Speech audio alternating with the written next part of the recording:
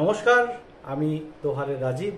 আগামী 11ই মে eastern metropolitan ক্লাবে রবীন্দ্র জয়ন্তীর আয়োজন করা হয়েছে এবং আমরা দোহার সেদিন গান গাইতে যাচ্ছি।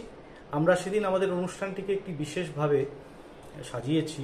লোকায়ত গান এবং রবীন্দ্রনাথের গানের মধ্যে যে আদান প্রদান, তাকে নিয়েই আমাদের এই উপস্থাপনা, সেদিনের উপস্থাপনা, বিশেষ উপস্থাপনা অবশ্যই।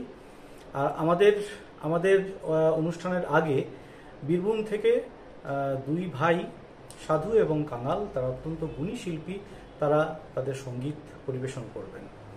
সবার কাছে দোহারের পক্ষ থেকে আবেদন করছি, আপনারা অবশ্যই 11ই মে সন্ধেবেলা ইস্টার্ন মেট্রোপলিটন ক্লাবে আপনারা চলে আসুন।